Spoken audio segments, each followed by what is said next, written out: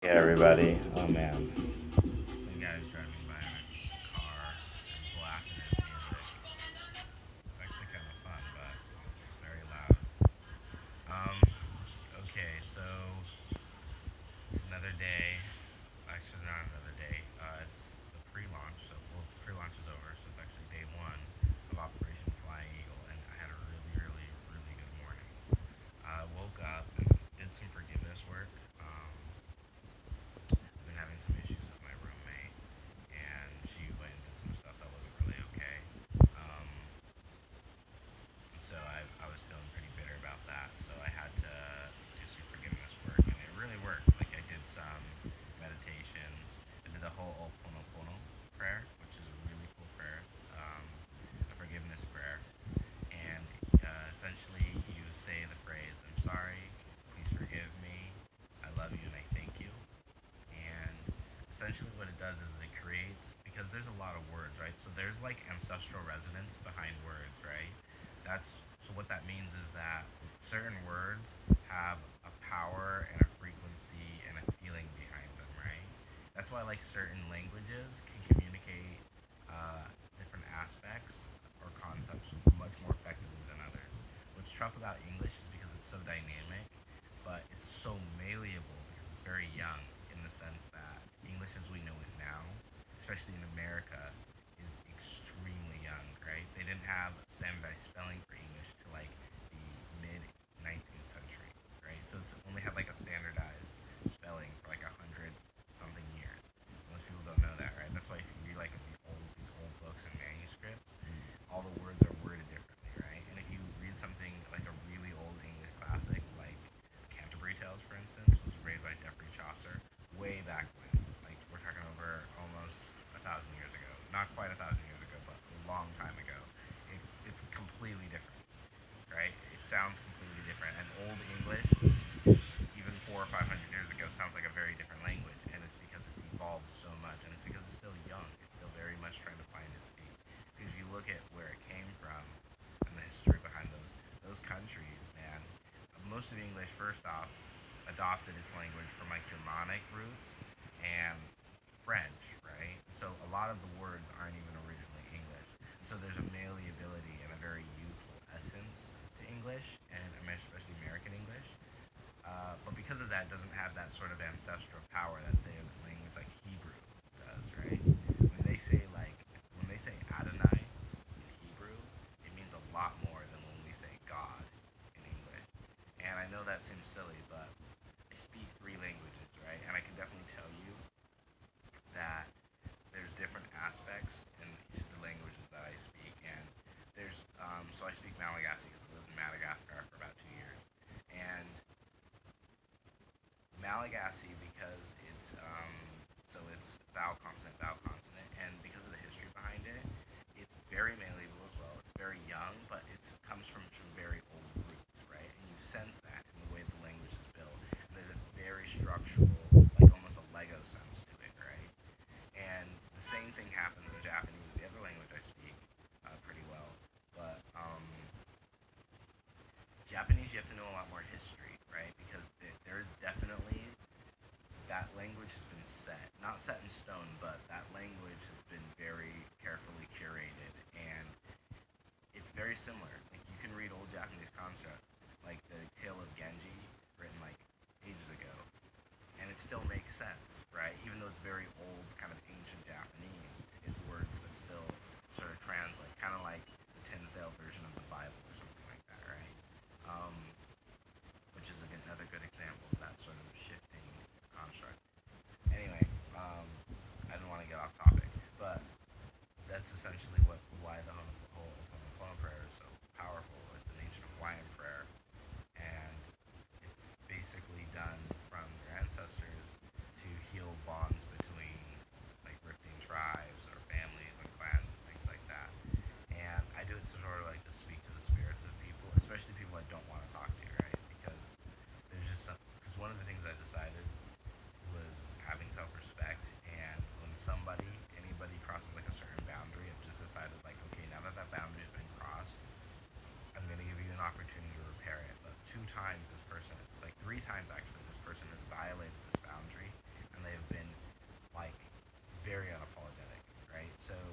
once you see that, it's like, okay, this person has no interest in respecting me, right? And they're not, and they don't get it when they do violate me, because when I tell them you violated my boundary, they act like they've been violated because there's the deep sense of entitlement, and so that's where just those people you just gotta cut them out, right? They're not worth having. Um, but of course, they're still loved and they're a human being, and I've got to live with this person. So I went and did that, and I'm just sort of gonna ray rock them, not really talk to them, and just kind of move on from that because I don't really want drama, and I deserve to be treated better. So it's really that.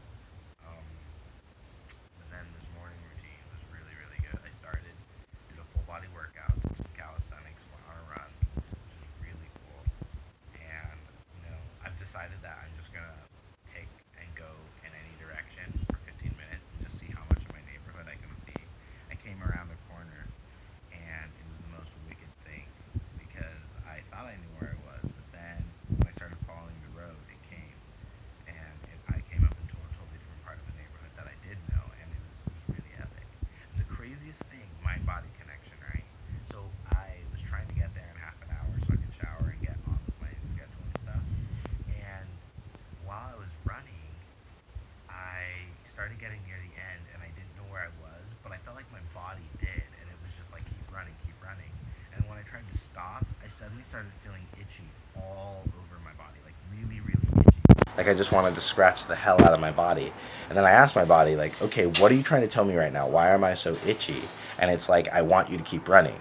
We get itchy because there's something that needs to scratch, and we're so close to our goal. Keep going. And so I just started sprinting, like just sprinting at the end, right? Because I was so itchy and it was crazy. And then I got to my building and I was able to get there in time. And it was like my body knew. It was really nuts, right? Even though like I didn't know where I was, it was just keep running and you'll find your place, and I did. And that actually led to another crazy thing. So I went through my morning routine, but I had to get a new TV because um, yeah, there was just something stupid happened with that. So I had to get a new TV. So I'm going to go get a TV, and then I get it, meet somebody like an acquaintance on the road. I talk to him, and then when I'm getting the TV, I got a TV and this new chair, which is really cool, right? It's like a chair that you put on your bed or whatever, and you can put it on the floor. It's just nice. It's really cool. But I got that, and now I've got both of these in my hands, right? So I'm walking down the street thinking, man, how am I gonna get to my keys and open the door? And right as I get to my building, a UPS guy comes out of the front door, right? And there's 3 layers to this thing, right? So I've got like the front door, there's the middle door to get to my hallway, then the door to my apartment. And so I'm just like, okay, well, first one down, didn't have to move my arms or grab the keys or do anything laborious. That's really nice. So I go up the hallway, and then the hallway door, which is almost always locked, right, is just propped open. I have no idea how it's popped open, but it's just propped open right there. So I just stick my foot under it, and I don't have to move my arms or anything, and I just keep going. And I'm like, oh, sweet, yeah. And then I'm like, I wonder what's going to happen at the third door. And though, lo and behold, someone knew because the apartment I stay in, they have some Airbnbs come through, and it's some guy struggling with the door code for the Airbnb. And I don't say anything. I just tell him the code, and he opens the door for me. And it was nuts.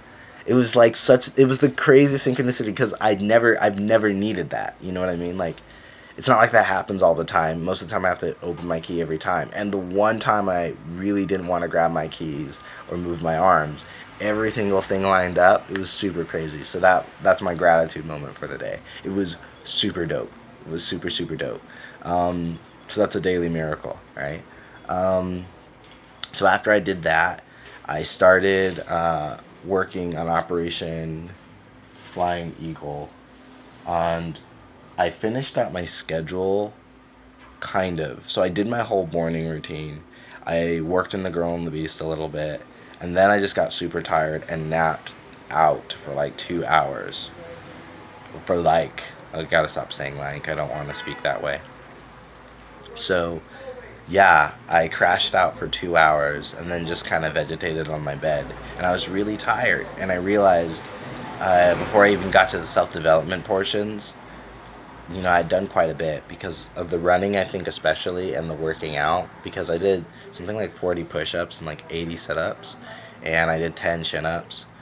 Which isn't like a ton, but which isn't a ton, but for me, that's the most I've done by quite a bit. So, in a while at least, right? So, it was good to kind of do that and get in shape and do that.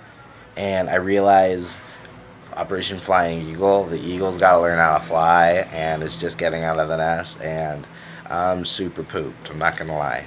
I feel good, but I still have to do the first lesson of the Charisma command, and I want to at least start, obviously, record the first day of Operation Flying Eagle. I thought it was going to be more of like a goal setting thing, but I'm realizing that in my normal journal, I'm just going to write my hopes and what I hope for the month and kind of the goals of what I want to get done and need to get done in the week. But in the actual Flying Eagle report, I think it'll just be that, more of a report, just essentially saying, okay, I managed to accomplish this, I got this done, this is how far I got in my schedule. Because the objective of Operation Flying Eagle is essentially get to where I wake up in the morning, I meditate, I work out, I shower and clean my room and myself. Then I write in my book. Then I work on this business that I've been working on. Then I practice piano, do my language, skateboard, and draw. And I want to be able to do all that, and I want to be able to do all that in 8 hours. And I mean, I got halfway through, and it took 8 hours to just get halfway through. So I've got a lot of work to do, which is okay though. I think that's how we improve these things. So, by the way, shout out. I have like one subscriber, I guess, and so thank you. That was really unexpected because I didn't think anyone was actually watching these videos. Um, so now, hopefully, you could take that journey. I just kind of do this. I thought I was doing this for myself, but I'm not too worried either way. I just, yeah, I think it's important to document important things. I've kept a journal for 10 years, so I figured let's move on to the whole video track. But anyway, yeah, so we got the TV, we got the skateboard, we got the new chair. We're really set. This is going to be a very exciting month. I think there's going to be a lot of switch ups to my schedule. I rearranged my room. There's just going to be a lot of changes, a lot of differences. And so, as a result, I think just things are going to be a little different. And I'm working on like really trying to rearrange things. Get definitely, not that the old vibe was bad, but it's changed now. I think before it was very much a time of healing, a time of kind of reconciliation, a time of mourning, honestly. But now, it's a time of productivity, activity, excitement, and just lots of movement, right? And I'm just working on building myself. And I know that seems like a total overload with all the activities and stuff, and it really is, honestly. And I think the fundamental object of it is that, I mean, the core reality is like I'm pretty lonely and I don't have anyone really to spend time with. And so I call people and I have a lot of friends who I can talk to over the phone who are overseas and who live in different states. And I'm working to try and meet and know people here in New York. And while I have this time, I just want to try and become the best version of myself I can. And part of it is to distract myself because I don't want to just sit around and watch Netflix all day. And I feel like if I became a more attractive version of myself and knew what it take to be excellent, I'll start seeing that in others, right? Because I think there's this sense of there's this sense of entitlement a lot of people feel when you're excellent, and they feel like, oh, because you're excellent, I can live that excellent vicariously through you.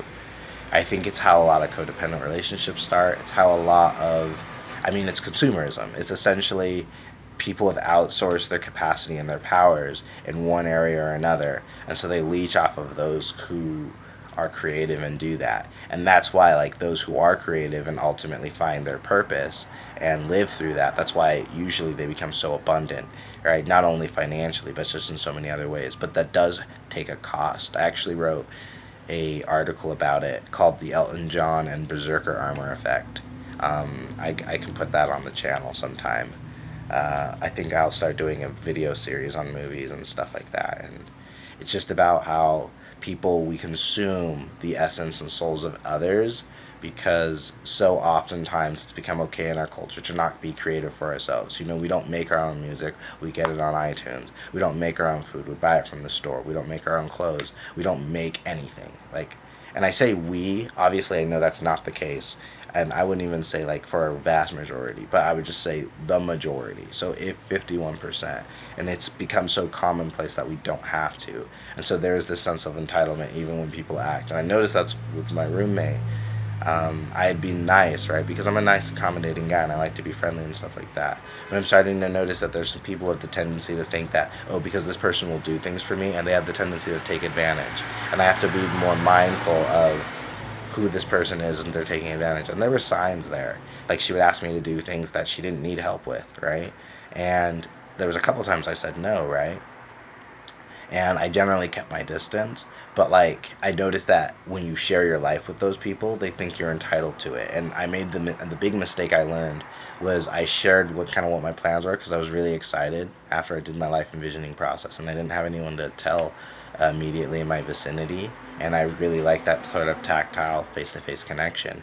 And she was available, and I told her. But I'd already known and seen these nasty habits from her. I'd already seen, okay, she's kind of narcissistic, right? I'd seen that, so this is on me. And then when I let her in, so the narcissism blew up and eventually got to the point where, you know, now we're not on speaking terms at all, which is fine, I suppose, because maybe that's just where the relationship needed to be to protect my energy. However, it wouldn't have had to come to that if I had simply recognized the signs and then just not engaged with her. And with that loneliness, that's something I'm going to have to work through, right? Because I think there's a lot of people who are lonely. One thing I will say is I do try a lot, and that's something a friend of mine, yeah, I was talking with her on my birthday, and she's like, yeah, I respect the fact that you try, but like you fail a lot. I was like, yeah, I try. I try to connect with people, but I fail a lot. And I mean, without saying it, she essentially called me a loser. And I was like, yeah, I lose a lot, right? But I lose more than most people try, and I would definitely win a hell of a lot more than that too. So that's kind of how I look at it. You know, like Michael Jordan said, you gotta miss a lot before you can.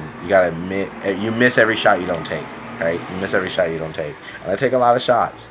You know, I fire them off. I probably fail more in interactions and probably have more screw ups in talking and initiating people in a week than most people will have their entire lives. And I know that because I talk to so many darn people and I'm super friendly. And even though like I'm not very extroverted, I just, you know, I'm friendly because I think the world needs that. Yeah, you know what? I fail a lot. And I'm okay with that. I'm okay with failing. Like today, you could say I failed a lot. I wasn't able to get through the whole schedule before, so I woke up at 3, 8 hours. So by 11, right? Is the goal is to get all that stuff done by 11. I was at 12 o'clock, and just started getting on the Girl and the Beast, and passed out at 12:30. So I mean, some people could chalk that up as a failure, right? But how many people are waking up at 3, running, writing a book, trying to hold down a business, meditating, all the while taking care of themselves? How many people are doing that? Like, well, it's not about how many people are doing that, but that in and of itself is admirable, right? Regardless of how many people are doing it. If everyone's doing it, then it's great. Everyone, I would hope, would do it, right? But that's the thing. So it's just, who cares if you fail, man? Just try. And that's kind of what I told her, because I was like, a year ago, you know, I came to New York with $120 in my pocket. And 3 weeks before I was walking off that airport, I had no idea I was going to be in New York, right? Because I was following my heart. And now look at me. You know what I mean? Somebody can take my TV, I can buy that TV and not think about it. You know? I have a skateboard, I have an apartment in Brooklyn, right? So yeah, I might have failed a lot, but I'm winning here. And like they say, in New York, if you can make it here, you can make it anywhere. So remember, follow your dreams, and the world will take care of the rest. Just like those 3 doors, eh? All right. Anyway, that's enough. Day 1, Operation Flying Eagle. I'll do the report tomorrow, and hope everyone's well. Take care, be safe, and stay happy.